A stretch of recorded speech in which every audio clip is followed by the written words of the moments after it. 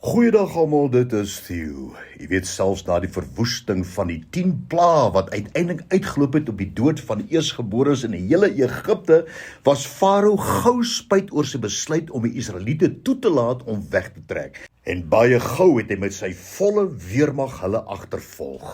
Nou ons ken die storie hoe die Israeliete vasgekeer was tussen berge weerskante in die Rooi See voor hulle en die magtige Egiptiese weermag agter hulle. Maar ten spyte hiervan bemoedig Moses hulle profeties by die volgende woorde van die Eksodus 14 vers 13 en 14. Maar Moses het aan die volk gesê: "Wees nie bevrees nie, staan vas en aanskou die verlossing van die Here wat hy vandag vir julle sal bewerk.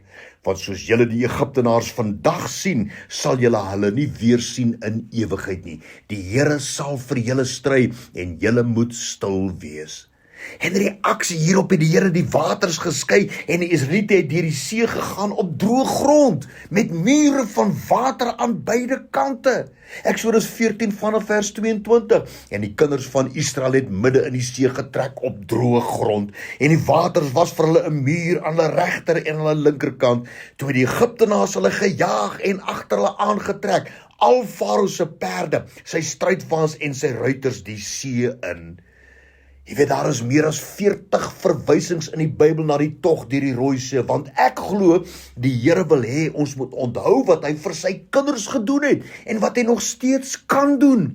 Jy weet, niks kan die krag van God beperk nie. In een nag kloof die Here die see en laat die grond heeltemal droog word sodat sy volk vinnig deur kon trek na die ander kant. En toe hulle deur is, laat die Here God die water modderig word so die Egiptenaars vasval en moeilik beweeg. En toe maak die waters toe en verwoes die vyand.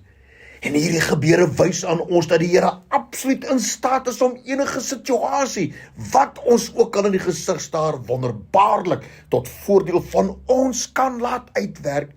Weet jy wat? Ons kan die Here in enige situasie vertrou, want hy wil hê ons moet op droë grond deur hierdie situasie beweeg. Hy sê as jy deur die vuur gaan, sal die vuur jou nie eers brand nie en jy sal nie verdrink in die water nie. En die volk Israel het deur die see geloop op droë grond. En daarom, standvastige, opregte geloof behaag die Here, want opregte geloof glo wat hy sê is waar. En wanneer ons glo, dan reageer die Here op ons geloof. Dankie daarvoor, Here. Amen.